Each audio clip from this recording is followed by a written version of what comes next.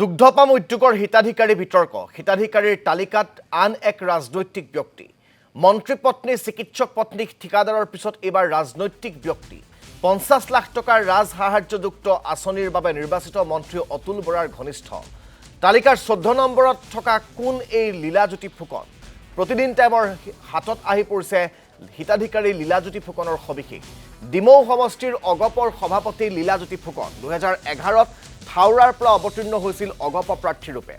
আবেলি নামৰ ৰিজৰ্ট এখনৰ স্বত্বাধিকাৰী লীলাজ্যোতি ফুকন পেট্ৰল পাম্প ইটাভাটাৰ মালিক লীলাজ্যোতি ফুকন জলসম্পদৰ ঠিকাদাৰ এই লীলাজ্যোতি ফুকন দুগ্ধ পাম দূৰৰে কথা গোহালি এটাও নাই লীলাজ্যোতি ফুকনৰ ঘৰত ডিমৌৰ নিতাই পুখুৰী ঔতলা চৰগুৱা আদি অঞ্চল প্ৰসিদ্ধ গৰু ম'হ পালনৰ বাবে গৰু ম'হৰ ব্যৱসায়ীয়ে নাপায় ৰাজ সাহায্য ক্ষতিপূৰণ নাপায় বানপানীত সৰ্বশান্ত গোপালকে মন্ত্ৰীৰ ঘনিষ্ঠভাৱেই ৫০ লাখ টকাৰ ৰাজ সাহায্যযুক্ত আঁচনিত নাম লীলাজ্যোতি ফুকনৰ এই তালিকাত সন্নিৱিষ্ট হৈছিল মন্ত্ৰী জয়ন্ত মল্ল বৰুৱাৰ পত্নীৰ নামো প্ৰাক্তন মন্ত্ৰী তথা বিধায়ক সিদ্ধাৰ্থ ভট্টাচাৰ্যৰ পত্নীৰ নামো আছে এই তালিকাত আছে কেইবাগৰাকীও চিকিৎসক আৰু ঠিকাদাৰৰ নামো তাৰ পিছত এবাৰ এইগৰাকী মন্ত্ৰী অতুল বৰাৰ ঘনিষ্ঠ লীলাজ্যোতি ফুকনৰ নাম এই তালিকাত অন্তৰ্ভুক্ত হৈছে ১৪ নম্বৰ স্থানত লীলাজ্যোতি ফুকনে এই তালিকাৰ হিতাধিকাৰী ৰূপে স্থান পাইছে আৰু এইগৰাকী লীলাজ্যোতি ফুকনৰ ঘৰত দুগ্ধ পামটো দূৰৰে কথা এটা গোহালিও নাই বুলি এতিয়া জানিব পৰা গৈছে এই গোটেই বিষয়টো সন্দৰ্ভত সবিশেষ জানিবলৈ জ্যেষ্ঠ সাংবাদিক অমৰেন্দ্ৰ ডেকাৰ কাষলৈ আমি আপোনালোকক লৈ যাব বিচাৰিছোঁ অমৰেন্দ্ৰ ডেকা এই যি দুগ্ধ পামৰ বাবে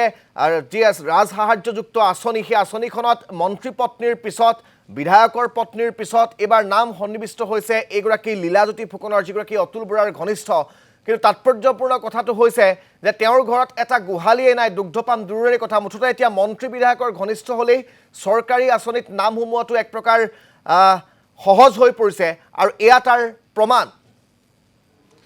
হয় চাওক এই যে দুগ্ধপাম উন্নয়নৰ কাৰণে ব্যৱস্থা গ্ৰহণ কৰিছিল দুগ্ধপাম গঠনৰ কাৰণে যি ধৰণৰ হিতাধিকাৰী ব্যৱস্থা কৰিছিল ৫০ লাখ টকাৰ ৰাজ সাহায্য প্ৰদানৰ কাৰণে এলিজিবল যিবিলাক এণ্টাৰপ্ৰিনৰ আছে তেওঁলোকৰ পৰা আবেদন কৰা হৈছিল তাত দেখা গৈছে যে কেইবাগৰাকীও মন্ত্ৰী বা প্ৰাক্তন মন্ত্ৰী পত্নী চিকিৎসক ঠিকাদাৰ এনে ব্যক্তিৰ নাম ওলাইছিলে আৰু শেহতীয়াকৈ আমি যিহেতু এখন ১৫জনীয়া তালিকা আছিলে এই ১৫জনীয়া তালিকাৰ প্ৰতিগৰাকী ব্যক্তি আচলতে কোন তেওঁলোকে কিদৰে দুগ্ধ ব্যৱসায়ৰ সৈতে জড়িত বা গো পালনৰ সৈতে কিবা জড়িত নেকি তেওঁলোকৰ কিবা পাম আছে নেকি সেই কথাখিনি আমি সৰজমিন তদন্ত কৰিবলৈ চেষ্টা কৰি আছোঁ আৰু এই প্ৰতিদিন টাইমৰ ধাৰাবাহিক যি প্ৰচেষ্টা তাৰ মাজতে ওলাইছে আৰু এটা নাম আপোনালোকে চাব তালিকাত ১৪ নম্বৰত আছিলে লীলাজ্যোতি ফুকনৰ নাম লীলাজ্যোতি ফুকন ডিমৌ আৰু তেওঁৰ ডিমৌ চাৰিআলিত তেওঁৰ ঘৰ বুলি ইয়াতে দিয়া আছে আমাৰ হাতত যি তথ্য আছে সেই তথ্য অনুসৰি লীলাজ্যোতি ফুকনৰ কোনো দুগ্ধপাম দূৰৰ কথা ঘৰত গোহালি এটাও নাই ইয়াৰ বিপৰীতে জলসম্পদৰ এগৰাকী ঠিকাদাৰ লীলাজ্যোতি ফুকন এতিয়া ডিমৌ অঞ্চলৰ এগৰাকী ধনাঢ্য ব্যক্তি ডিমৌৰ যিটো সমষ্টি আছে অসম গণ পৰিষদৰ ডিমৌ সমষ্টিৰ সভাপতি লীলাজ্যোতি ফুকন ঠিক তেনেদৰে থাউৰা সমষ্টিৰ পৰা ২০১১ চনত এইগৰাকী লীলাজ্যোতি ফুকনে অসম গণ পৰিষদৰ প্ৰাৰ্থীৰূপে নিৰ্বাচনত অৱতীৰ্ণ হৈছিল প্ৰায় ৮,৮০০ ভোট লাভ কৰিছিল লীলাজ্যোতি ফুকনে লীলাজ্যোতি ফুকনৰ আবেলি নামৰ এখন ৰেষ্টুৰেণ্ট আছে ৰিজৰ্ট এটা আছে তাৰ সমান্তৰালকৈ দুটাকৈ ইটাভাটা আছে তেওঁৰ নামত পেট্ৰল পাম্প আছে এতিয়া ৰিহেবিলিটেশ্যন চেণ্টাৰ এটা তেওঁ গঢ়িছে সমান্তৰালকৈ আমি যদি চাওঁ জলসম্পদৰ ঠিকাদাৰ হিচাপেও তেওঁ কিন্তু আগশাৰীৰ ঠিকাদাৰ হিচাপে কাম কৰি আছে অৰ্থাৎ তেওঁ দুগ্ধ যি ব্যৱসায় বা গো পালন বা দুগ্ধ পাম এই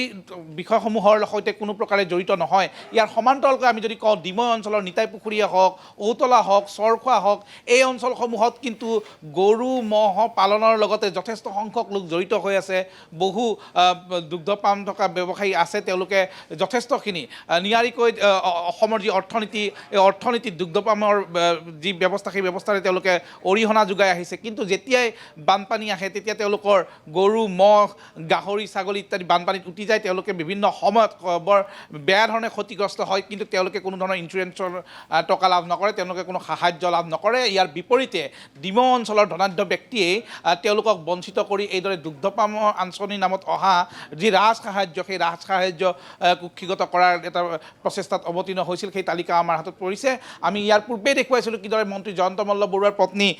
জুলি ডেকা বৰুৱা প্ৰাক্তন মন্ত্ৰী তথা বিধায়ক সিদ্ধাৰ্থ ভট্টাচাৰ্যৰ পত্নী মনালিছা ভট্টাচাৰ্যৰ নাম এই হিতাধিকাৰী তালিকাত সন্নিৱিষ্ট হৈছিল। আমাৰ বাতৰিত প্ৰকাশ পাইছিলে কিদৰে লখিমপুৰৰ আগশাৰীৰ এগৰাকী ঠিকাদাৰ বাবুল গগৈ নাম সন্নিৱিষ্ট হৈছিল এই তালিকাত, যাৰ সৈতে দুগ্ধ পামৰ কোনো ধৰণৰ সম্পৰ্ক নাই। এতিয়া ইয়াৰ লগতে সাঙুৰ খাইছে এগৰাকী লীলাজ্যোতি ফুকনৰ নাম। লীলাজ্যোতি ফুকন মন্ত্ৰী অতুল বৰাৰ ঘনিষ্ঠ, মন্ত্ৰী কেশৱ মহন্তৰ ঘনিষ্ঠ, অগপৰ এগৰাকী জ্যেষ্ঠ নেতা, স্থানীয় নেতা। তেওঁ ডিমৌ সমষ্টিৰ অসম গণ পৰিষদৰ সভাপতি, তাৰ সমান্তৰালকৈ থাওৰাৰ পৰা তেওঁ 2011 চনত নিৰ্বাচনত অৱতীৰ্ণ হৈছে। তেওঁৰ আবেলি ৰিজৰ্টখনৰ তেওঁ স্বত্বাধিকাৰী। তেওঁ দুটাকৈ পেট্ৰল পাম্প, তেওঁ দুটাকৈ ইটা ভাটা আছে, পেট্ৰল পাম্প আছে।